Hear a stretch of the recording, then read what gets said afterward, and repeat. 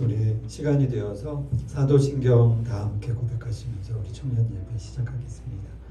전능하사 천지를 만드신 하나님 아버지를 내가 믿사오며 그 외아들 우리 주 예수 그리스도를 믿사오니 이는 성령으로 잉태하사 동정녀 마리아에게 나시고 본디오 빌라도에게 고난을 받으사 십자가에 못 박혀 죽으시고 장사한 지 사흘 만에 죽은 자 가운데에서 다시 살아나시며 하늘에 오르사 전능하신 하나님 우편에 앉아 계시다가 저리로서 사는 자와 죽은 자를 심판하러 오시리라.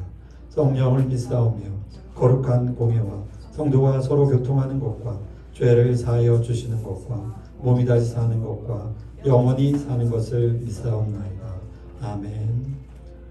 찬송가 82장입니다. 나의 기쁨 나의 소망 되시며 나의 생명이 되신 주 밤낮 불러서 찬송을 드려도 늘 하신 마음 뿐일세. 나의 사모하는 선한 목자는 어느 꽃다운 동산에 양의 무리와 늘 함께 가셔서 기쁨을 함께 하실까. 길도 없이 거친 넓은 들에서 갈 길 못 찾아 애쓰며 이리저리로 헤매는 내 모양 저 원수 조롱하도다. 주의 자비롭고 화평한 얼굴 모든 천사도 반기며 주의 놀라운 진리의 말씀에 전지가 화답하도다. 나의 진정 사모하는 예수님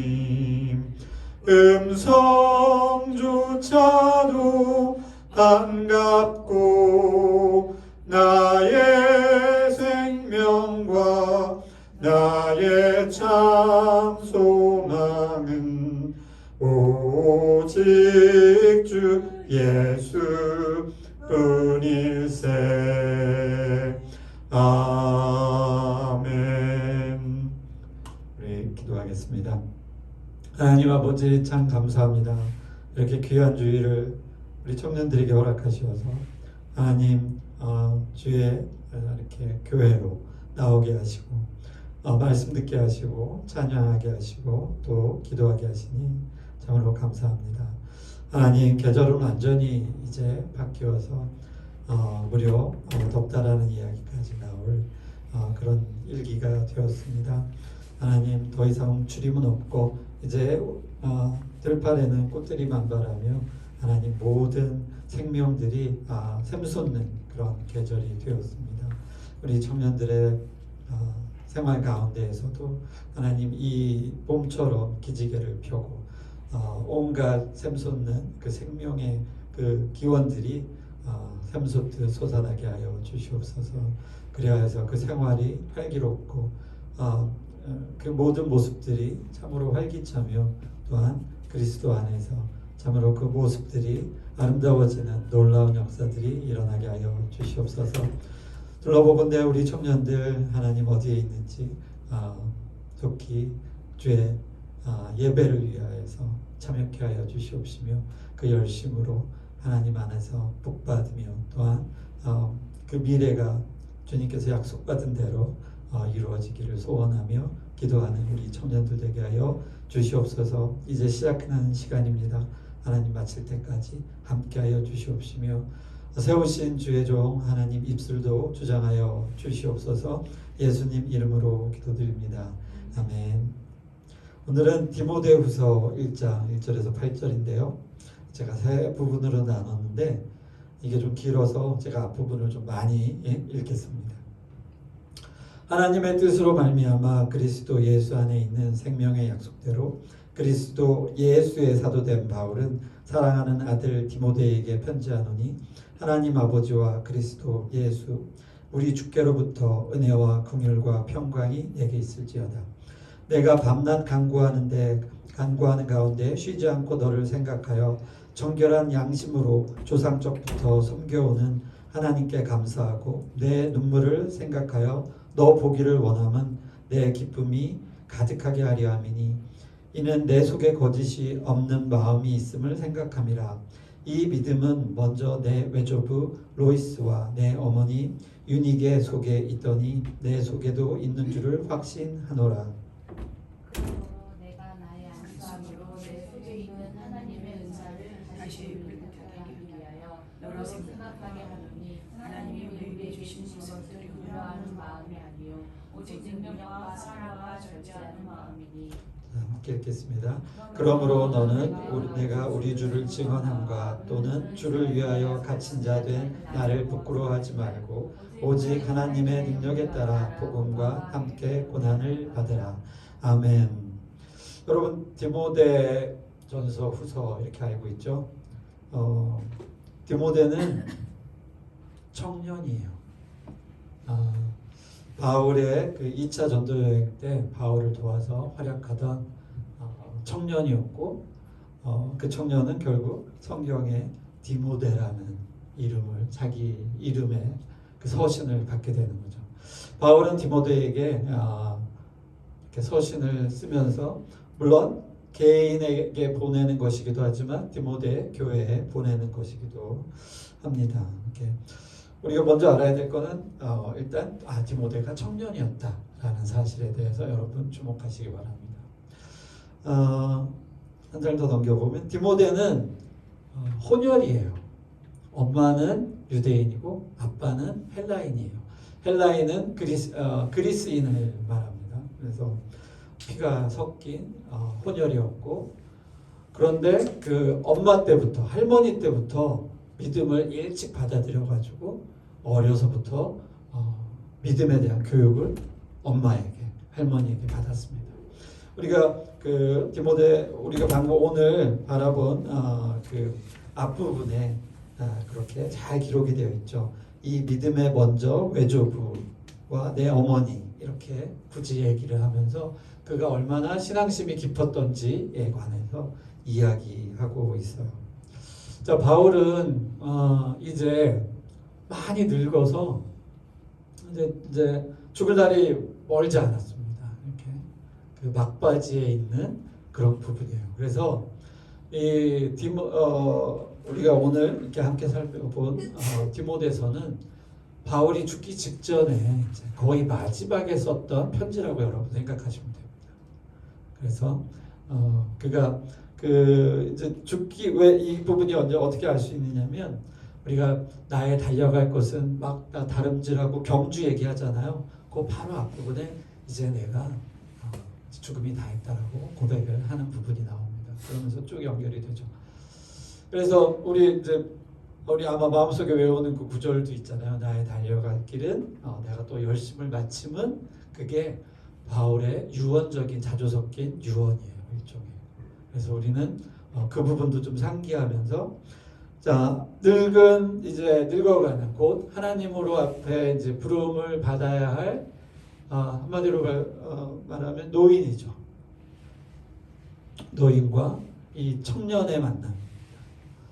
디모데는 아주 훌륭한 성격을 가졌던 것 같아요. 굉장히 활달하고 이런 부분은 아니지만 조용하며 또 아주 이렇게 유유하다고 해야 되나? 네, 그런 성격을 가졌던 것 같습니다.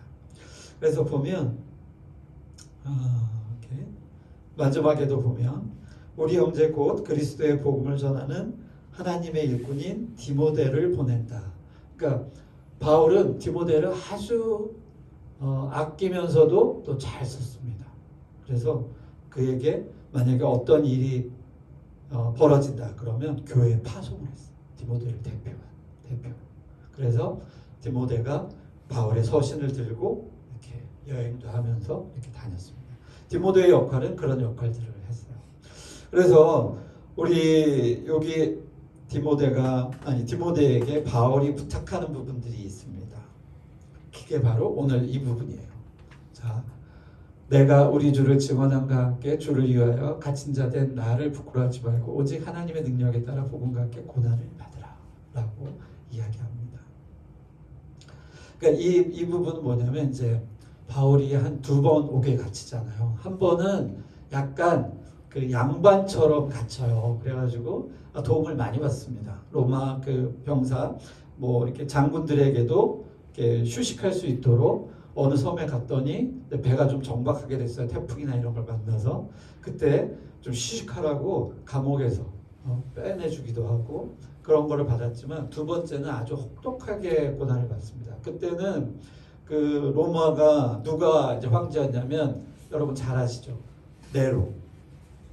불장난 뭐 이렇게 대표적으로 유명하죠. 로마를 불태웠잖아요. 그래서 불을 보면서 막 씨를 읊었다라는 얘기도 전해지고 굉장히 박해가 심했던 때예요. 그때 옥에 갇혔기 때문에 바울은 고난을 엄청나게 했죠. 그래서 그때 그 너무나 시대가 나쁘니까 바울을 이제 다 떠나가는 거죠. 그래서 내게 남은 사람이 없다. 그때 남았던 게 이제 디모데입니다. 여전히 수발을 들으며 마지막까지 아마 함께하지 않았을까라고 이렇게 생각이 듭니다. 그런데 그는 중요한 것은 바로 청년이었다라는 거예요. 젊은. 나이는 분명하진 않습니다. 그러나 그가 청년이었던 사실은 분명합니다. 그래서 여기 우리 여기 다시 한번 읽어볼까요? 시작. 그러므로 내가 나의 안수함으로 내 속에 있는 하나님의 은사를 다시 부릿듯 하게 하기 위하여 너로 생각하게 하노니 하나님이 우리에게 주신 것을 두려워하는 마음이 아니요 오직 능력과 사랑과 절제하는 마음이니. 자, 디모데에게 하는 말이에요. 되게 개인적으로 어떤 그 유언처럼 아들이라고 초반에 소개하잖아요. 그러니까 믿음의 자식인 거죠. 바울에게는. 디모데에게 뭐라고 하냐면 여기 우리가 한번 두려워하는 마음. 그러니까 약간 디모데는 아주 활달하진 않지만 약간은 소심했던 것 같습니다. 그래서 두려워하는 마음이라는 부분들을 굳이 강조해서 얘기했던 것 같아요. 그러니까 너가 어떤 일을 하는 거에 대해서 조금 소심하지 말고 더 분명하게 그리고 그 이유에 대해서도 이렇게 얘기해줘. 여기 또 한 번 얘기하는 건 내가 나의 안수함으로.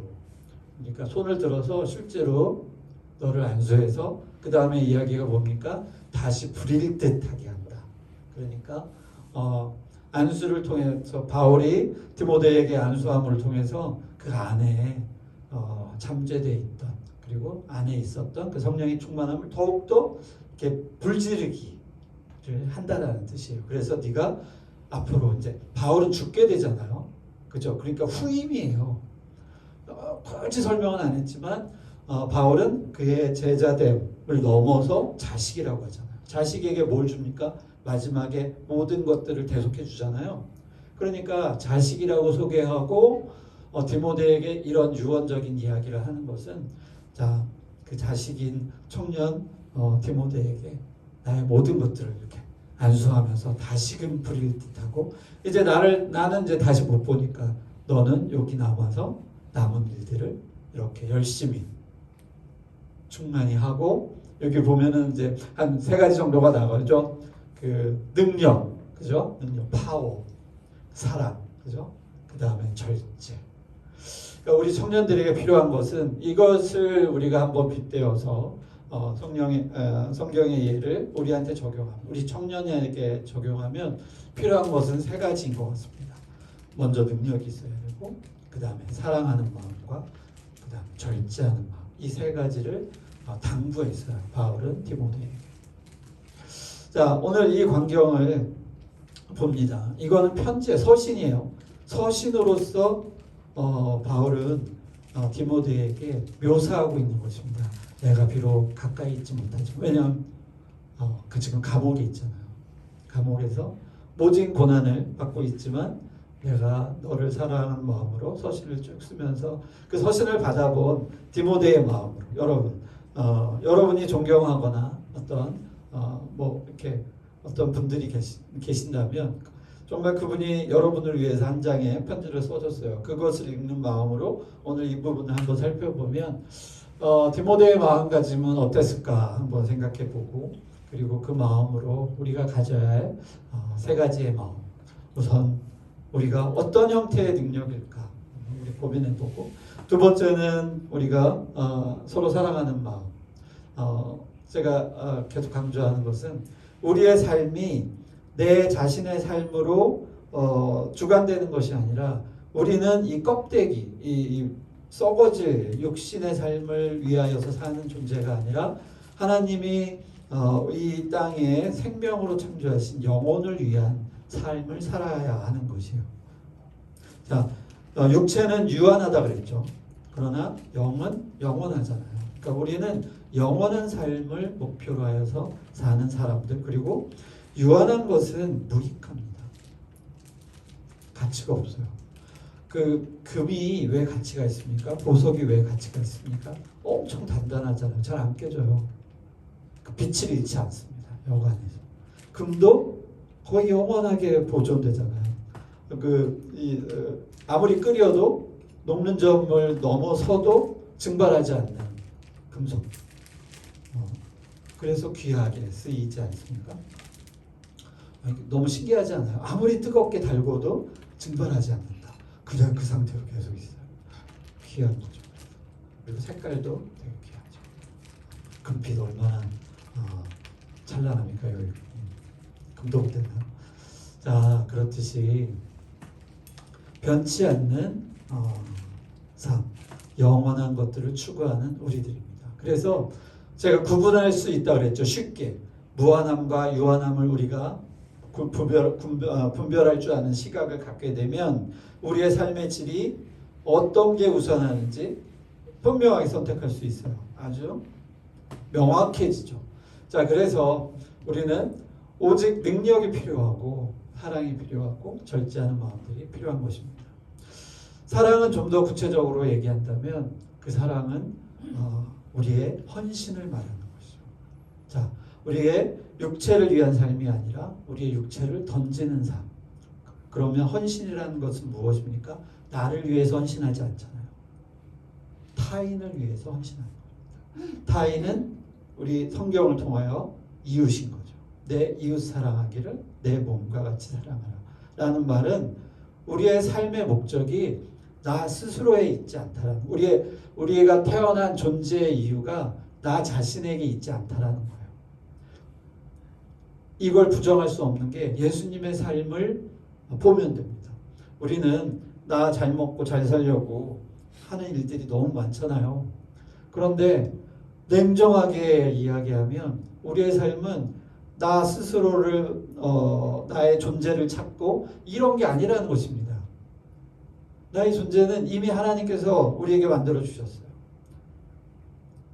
그럼 나의 존재의 삶은 타인을 위한 삶이 돼요. 영화 타인을 위한 타인을 위한 뭐 있었던 것 같은데.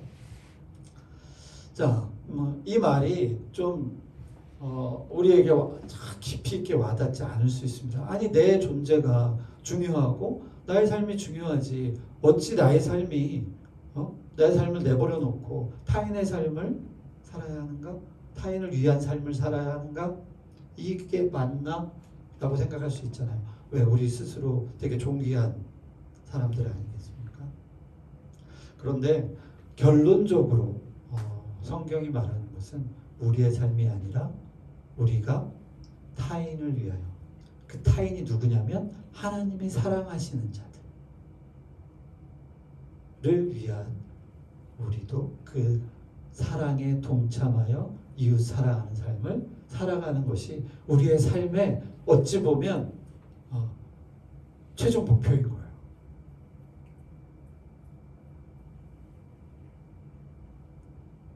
우리의 모든 그 목적이 나의 이상과 나의 꿈과 내가 원하고자 하는 모든 방향이 이웃 사랑하기에 맞춰졌을 때 우리의 삶이 하나님이 기뻐하시는 삶이 되는 것이다. 아이러니하죠. 내 존재가 귀한 것 같은데 누구하고도 바꿀 수 없는 존재인 것 같은데 근데 그거를 예수님을 통해서 모든 것들이 이렇게 해답으로 풀어줍니다. 내 말이 부정할 수 없을 것 같은 이유는 결국은 예수님의 삶은 우리가 공생애라고 하듯이 스스로의 삶이 전혀 없었어요. 결국 예수님은 자신을 십자가에 던지기 위한 모든 삶을 그 끝으로 그렇게 귀결됩니다. 예수님이 대략 30살에 그 공생애를 시작했다고 하셨잖아요. 디모데도 그 정도 나이가 아니었을까라는 생각이 그냥 이거는 저의 상상입니다. 들지만 그 분의 예수님의 삶은 그때까지 죽기 위한 삶을 저렇게 갑니다.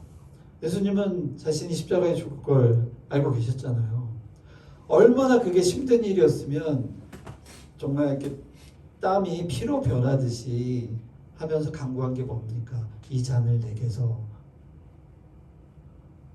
예수님도 그것이 너무 힘드셨던 거예요. 그러나 결국은 내 뜻대로 하지 마시고 아버지 뜻대로 하세요. 라고 고백합니다. 누군가를 위한 삶, 타인을 위한 삶 쉽지 않다라는 것입니다. 예수님도 쉽지 않은 길을 가셨지만 그것을 할 수 있다라고 성경이 말하는 것은 곧 우리 안에 그리스도를 통하여 우리에게 내주하신 성령님을 통해서 그 삶을 완성해 나갈 수 있다라고 말씀하시는 것이죠. 우리는 할 수 없으나 우리 안에 계신 성령님을 통하여 우리가 할 수 있고 인간은 못하는 것을 주님께서 단번에 하셨습니다. 그렇게 그 뜻이 연결이 되죠. 자, 이제 우리는 지금까지의 삶이 어떠한 부분이었다면 이제는 나의 삶을 바꾸는 계기가 필요합니다. 지금까지 나의 비전이, 나의 꿈이, 나의 목적이 어떤 것이었다면 그 어떤 것에서 한 가지를 더 올리십시오. 그것은 바로 우리가 몰랐던 영원 사랑하는 것입니다. 우리는 그저 좀 약간의 친절 아니면 최선에 대한 친절 아니면 내 헌신하는 친절 정도로만 생각했으나 이제 그 차원을 넘어서 우리는 한 영혼을 위해서 그리스도가 우리를 위해서 죽으셨던 것처럼 나도 내 옆 사람을 위해서 내 목숨을 던지는 것도 전혀 이상할 것 없는 그리스도인의 삶인 것이죠. 왜냐하면 우리는 이 땅에서 이미 영생하는 자들이잖아요. 자, 목숨은 제가 전에 설교도 했었지만 강도가 목숨을 위협하는 것 정도는 아무것도 아닌 것이죠. 그죠? 겨우 내 목숨만 가져갈 뿐이지 않습니까? 라고 성경이 말하잖아요. 그 부분이 바로 그겁니다. 우리가 가진 이 생명 귀하잖아요. 그죠? 귀한 것이나 여기서 성경이 말하는 생명에는 영생의 생명을 말하고 유한한 생명을 말하는 것이 아닙니다. 성경에서 삶, 생명 이렇게 문장이 나오면 그것은 영생을 말하는 거예요. 잠시 살다 죽어지는 삶이 아닌 것입니다. 하나님이 약속하세요. 그래서 약속이라고 그러죠. 계속해서 이제 성경이 말하는 건 약속입니다. 그 약속이 뭐냐? 우리에게 영생을 약속하셨던 것. 그 부분을 결코 잊으면 안 됩니다. 그래서 우리는 이 땅 가운데 내 육체, 이게 사라져 있는 육체는 멸망으로 다가가지나 그 멸망의 기간 안에 나의 의무는 하나님이 이 땅을 사랑하사 이렇게 살게 하신 그 영혼들을 사랑하는 삶으로 사라지면 하나님께서 천국의 마지막에서 너에게 큰 상을 주실 것을 우리가 약속하고 달려가는 것이죠. 자, 저도 사실 이제 고백하지만 성경이 이렇게 말하는 것에 대해서 깨달은 지가 얼마 안 돼요. 나의 삶이 그냥 열심으로 살고 선한 행동하고 믿음 안에서 열심히 살아가는 정도로만 알았습니다. 그런데 어느 순간 깨닫게 되더군요. 이 삶이, 내가 주어진 이 생명의 삶이 그냥 사라지는 것이 아니라 하나님께서 영원 사랑을 하고 너에게 이 기간을 주셨구나. 나의 모든 방법이 하나님의 창조물인 이 정말 그 아름다운 사람들을 내가 섬기며 살아가는 삶을 사는 것이 하나님이 기뻐하시는 삶이었구나.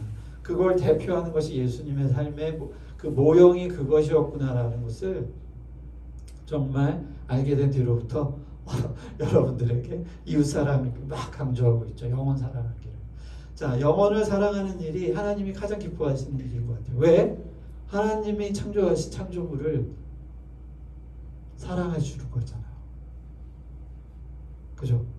나 혼자만이 아니라 나를 사랑하는 것도 굉장히 중요하지만 하나님이 나만 사랑하는 것이 아니잖아요. 그죠?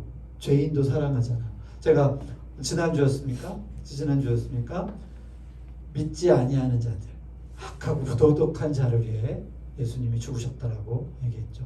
그 믿지 않는 자들로 해석해도 맞다라고 그 단어가 이야기한 것 같이 예수님은 믿는 자들을 위해서 죽으신 게 아니라 믿지 않는 자들, 그러니까 죄인들을 위해서 죽으신 거예요. 죄인들을 위해서. 자, 구원받은 이미 이제 구원받은 자들은 구원받았기 때문에 문제가 없죠. 그러나 이 땅 가운데 있는 죄인들, 예수님을 모르는, 하나님을 모르는 이 죽어가는 그 영혼들이 너무도 많은데 하나님은 그 영혼들을 사랑하기 위해서, 구원하기 위해서 예수님을 이 땅 가운데 메신저로 보내신 것이죠. 우리가 메시아라고 하지 않습니까? 그 하나님이 아무리 오고 싶어도 이 죄로 가득한 땅에 못 오시니까 그 다리로 예수님을 이 땅에 보내신 거죠. 그래서 예수님이 우리와 통로가 되어서 우리는 하나님으로 하나님께 갈 수 있는 통로가 열린 것이잖아요. 자, 그래서 우리가 꿈꾸는 것, 우리가 비전하는 것. 자, 만약에 경찰이 되어서 내가 이 땅에 영혼들을 돌보겠다. 이건 새로운 마음입니다. 완전 다른 주관인 거죠. 경찰이 되어서 그저 경찰의 임무만 하겠다라고 바라보는 것과 내가 경찰이 되어서 저 영혼들을 사랑하는 마음으로 일해야지 라는 부분은 다른 것이죠. 그래서 내가 가지고 있는 비전 안에서 하나를 업그레이드 하십시오. 그것은 우리가 못 봤던 영혼들입니다. 내가 사회봉사를 하면서 그 안에 있는 그 불편한 자들 또는 어려운 사람들을 도우면서 돕는 것으로 끝나는 것이 아니라 그가 하나님이 창조하신 한 영혼이었고 하나님이 사랑하시는 부분임을 깨닫고 내가 임할 때 그때는 이전과의 다른 시각으로 행동하고 있는 것이죠. 완전히 다른 부분이 되는 것입니다. 자, 이제 우리의 그 닫혔던 눈을 열어서 한 사람 한 사람이 하나님의 사랑하시는 영혼이고 그 영혼을 위해서 그리스도가 이 땅에 오셔서 이 십자가에 물과 피를 다 쏟으시고 죽으셨던 것을 기억하고 나도 그와 같이 저 영혼을 위해서 죽겠다는 마음으로 좀 세죠. 세지만 그것이 성경에서 말씀하고 있는 것입니다. 그래서 우리는 내 생명을 귀하게 여김으로 말미암아 내 생명을 던질 수 있어야 됩니다. 다른 이웃을 위해서. 이것이 오늘 성경이 저희에게 비밀처럼 이야기하고 계신 말씀이에요. 그래서 우리는 이제 바로 옆 사람이 어떻게 보여야 합니까? 하나님이 창조하신 창조물, 그리고 하나님이 이 땅에 보내주신 내가 해야 할 대상, 섬겨야 할 대상, 그리고 내가 이를 위해 죽는 것도 이롭다. 내가 개죽음이냐? 그게 아니라는 것입니다. 하나님이 그 일에 대해서 틀림없이 우리에게 보상을 해주신다는 것이죠. 상이 있다는 것이죠. 자, 심각하죠. 여러분에게 막 던지지만 이제 그 일을 놓고 이 청년 시절에 고민하셔야 됩니다. 이제 청년의 모든 비전들을 내가 어떤 삶을 살아가야 할까? 그 전의 삶은 이제 대학 졸업하고 뭘 해야 할지 모르는 방향 안에서 어떤 방향을 찾긴 했는데 그 방향으로 가는 것이 좋긴 하겠는데 거기서 그치지 말고 이제 그 안에 존재하는 영혼을 바라보고 나의 삶을 살아가는 계획을 시작하면 아마 당연히도 여러분 안에서 하나님이 일하시죠. 하나님이 일하십니다. 그래서 여러분의 삶이 아마가 아니라 확실하게 하나님과 함께 동행하는 삶으로 변신하며 일생을 살아가겠죠. 자, 저도 좀 일찍 알았으면 젊은 시절 알았으면 그런 비전을 꿈꾸며 열심히 막 생활하지 않았을까 후회가 큽니다. 아주. 그러나 어떡합니까? 이렇게 뒤늦게라도 하나님의 일꾼이 되어서 아주 늦게 깨달은 하루하루가 귀하게 써야 한다라는 걸 알지만 이제는 육체가 그렇게 좋지가 않아요. 그러니까 청년 시절 힘쓸 수 있을 때 여러분처럼 피곤하지 않을 때, 공부하지 않을 때 하나님의 일을 열심히 하십시오. 오늘 바울이, 여러분 몰랐잖아요. 바울이 영혼으로 낳은 자식 디모데는 젊은 혼혈 보통 욕먹잖아요. 그죠? 손가락질하죠? 그러나 그런 존재에게 그 대를 맡깁니다. 하나님의 일을 다음 세대. 자, 성경은 비록 신약에서 끝납니다. 성경은 더 이상 나타나지 않죠. 디모데 전서 이후에 이제는 편지는 없어요. 편지는 없고 성경도 이제 요한계시록으로 끝났습니다. 우리는 그 안에서 이제 남은 충분히 이 정도로도 괜찮기 때문에 성경은 더 이상 쓰여지지 않는 것이겠죠.